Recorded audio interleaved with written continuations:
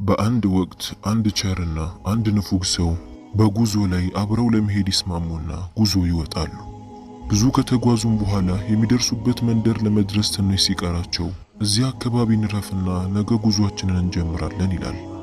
በአቅራቢያቸውም ትልቅ ዛፍን ይመለከታሉ። ያ ዛፍ በጣም ትልቅና ምንም ፍሬ የሌለው ነበር። እዛ ቦታ ላይ እንረፍ ይለዋል። ንፉጉም ሰው በቸሩ ሰው ሐሳብ ይስማማና እዛ ቦታ ላይ ያርፋሉ። ቸሩም ሰው እሱ የያዘውን ቀለብ ያወጣና ያቀርበዋል። ለአሁን እኔ የያዝኩትን ቀለብ አብረን እንብላ፣ ሌሊት ላይም ጉዞ ከመጀመራችን በፊት ያንተን እናወጣውና እንበላለን ይለዋል። በሐሳቡም ይስማማና ሁለቱም ይበላሉ። ሌሊቱን በደረሰ ጊዜ ያ ንፉጉ ሰው ተደብቆ ምግቡን ብቻውን ሊበላ ይፈልጋል።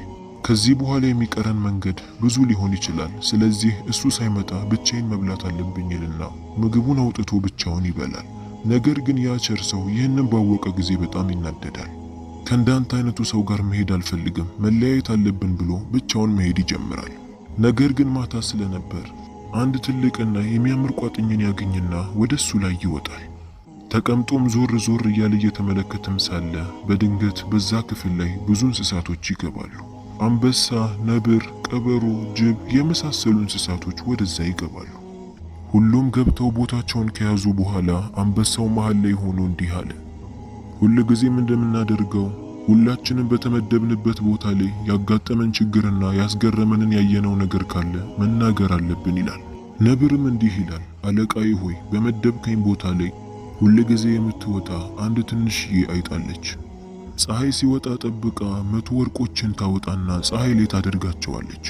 ፀሐዩም ሲገባ ጠብቃ ታስገባቸዋለች። ለምን እንደዚህ እንደምታደርግ አይገባኝም አለ። ነብሩም ከጨረሰ በኋላ አቦሸማኔ ቀጥሎ እንዲህ አለ። አለቃዬ ሆይ እንደምናውቀው የዚህ መንደር ንጉሥ በጣም ጥሩና ሰዎች ሁሉ የሚወዱት ነው። ነገር ግን አንድም ሰው የታመመችበትን ብቸኛ ሴት ልጁን ሊያክማት የቻለ ሰው የለም። ልጅቷ የምትደንበት መድኃኒት የት እንዳለ አያውቁም። ያ መድኃኒት የሚገኘው ዶሮና እንቁላልን የሚሸጥ አንድ ምስኪን ገበሬ ጋር ነው። የዶሮዋም ከለር እንዲህ ነው እያለ አቦሸማኔው ይናገራል። አቦሸማኔው ከጨረሰ በኋላ ጅብ ቀጥሎ እንዲህ ይላል። አለቃዬ ሆይ እኔ በተመደብኩት ቦታ ላይ አንድ ትልቅዬ ዛፍ አለ። ያ ዛፍ ለብዙ ዓመታት ሳያፈራ ቆይቷል። ምክንያቱም ከስሩ የተደበቀ ትልቅ ሳጥን አለ። ያ ሳጥን ካልወጣ በቀር ያ ዛፍ አያፈራም ይላል። ቀበሮውም ቀጥሎ እንዲህ አለ። አለቃዬ ሆይ እኔ በተመደብኩት ቦታ ላይ ያሉ ቀበሮች ሁሉ እየተበደሉ ነው። አንድም ዶሮ ከሰው ልጅ ማግኘት አልቻሉም። አጥር ሰርተውብናል። አሁን በጣም ስለተቸገሩ ቅጠላ ቅጠሎችን እየበሉ ነው ይላል። ተኩላም ቀጥሎ እንዲህ ይላል። አለቃዬ እኔ በተመደብኩት ቦታ ላይ ያሉ ተኩላዎች ሁሉ እንደዛው በጣም ተቸግረዋል። ሰዎች እየመጡ እያደኑን ነው። ብዙ ወዳጆቻችንና ቤተሰቦቻችን እያለቁ ነው። ይህን ነገር መፍትሄ ማበጀት አለብን። ወይ አንድ ላይ ተሰባስበን ሰዎችን ማጥፋት አለብን። ብቻ የሆነ መፍትሄ ይበጅ እያለ ያወራል። ይህንን ነገር ሁሉ ሲያወሩ ያ ቸር ሰው ከላይ ሆኖ እየተመለከታቸውና እየሰማቸው ነበር። እንስሳቶቹ እንዳይሰሙትና እንዳያዩት ድምፁን አጥፍቶ እዛው ቁጭ አለ። ንጋቱም እስኪነጋ እዛው ጠበቀ። ንጋቱም በነጋ ጊዜ ከዛ ቦታ ላይ ሁሉም እንስሳ መውጣት ጀመረ። መጀመሪያ አንበሳው ወጣ። ከዛም ሁሉም ተከትሎት ወጣና ሁሉም ወደየቦታቸው ተበታትነው ሄዱ። ሁሉም እንደወጣ ካረጋገጠም በኋላ ያ ቸር ሰው አይጡ ወዳለበት ቦታ ላይ ሄደ። በተባለው መሰረት ፀሐይ ሲወጣ አይጡ ወርቆቹን አውጥቶ እየደረደራቸው ነበር።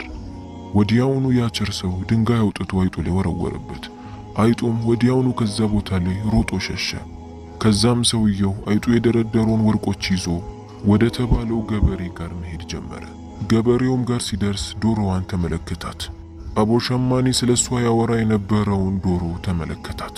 ያንን ምስኪን ገበሬ ያገኘውን ዶሮዋን የሚሸጥለት ከሆነ ከአይጧ የሰበሰበውን ወርቅ ሁሉ እንደሚሰጠው ነገረው። ገበሬው ምንም አላመነታም ነበር፣ ምክንያቱም ድሃ ስለሆነ እንደዚህ አይነት ንብረት አግኝቶ አያውቅም። ወዲያውኑ ተስማማና ያቺን ዶሮ አውጥቶ ለዛ ሰውዬ ሰጠው። ሰውየውን በደስታ ይዞት መሄድ ጀመረ። ቸሩ ሰው በጣም ደስተኛ ሆኖ ነበር።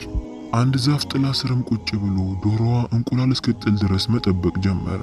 ከትንሽ ቆይታ በኋላም ዶሮዋ አንድ እንቁላልን ጣለችለትና እንቁላሉን ይዞ ወደ ቤተ መንግስቱ ንጉሱ ጋር ያመራል።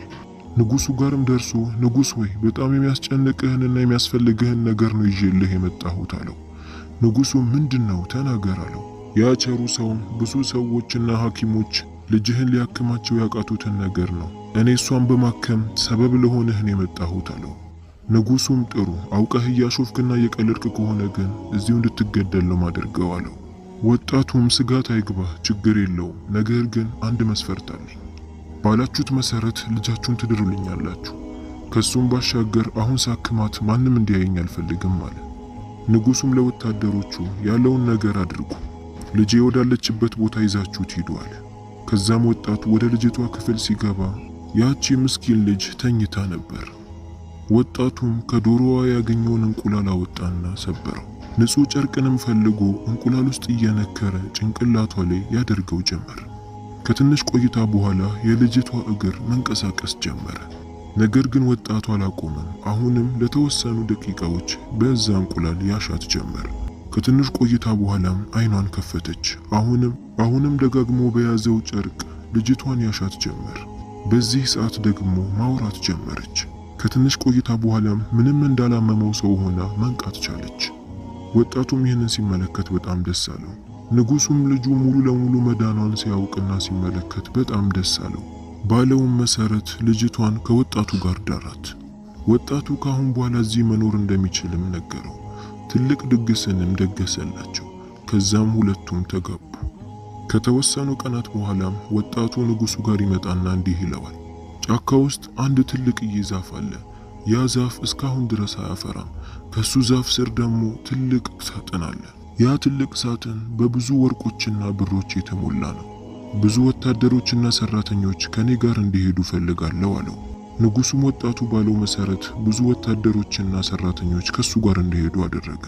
ዛፉ ጋርም ደርሶ በደንብ እንዲቆፍሩ ካደረገ በኋላ ባለውም መሰረት ትልቅዬ የወርቅ ሳጥን ከዛ ላይ ማውጣት ቻሉ። ያ ቸር ሰውም የተወሰነውን ቀንሶ ከሱ ጋር ሲሰሩ ለነበሩ ሰዎች ብዙ ወርቁን ያከፋፍላቸው ጀመር። ከሱ ጋር የነበሩት ሰራተኞች ሁሉ በወጣቱ ቸርነት በጣም ተደሰቱ። አሁንም ያ ቸር ሰው የተወሰነውን ቀንሶ በመንደሩ ላይ ላሉ ምስኪኖች ሁሉ ያከፋፍላቸው ጀመር። በዚህ መሃልም በዛ መንደር ላይ ያ ንፉጉን ጓደኛውን ያገኘዋል። ቸሩም ሰው ሰላምታን ካቀረበለት በኋላ የያዘውን ወርቅ እንዲቀበል ይጠይቀዋል። ያ ንፉግ ሰውም አልቀበልህም፣ እኔ የምፈልገው እኔ እናንተ ከተለያየን በኋላ ያጋጠመህን ታሪክና ይሄ ሁሉ ወርቅን አግኝተህ ሰዎች ዘንድ ማከፋፈል እንዴት እንደቻልክ እንድትነግረኝ ነው አለው። ቸሩም ሰው ያጋጠመውን ነገር ሁሉ ይነግረው ጀመር።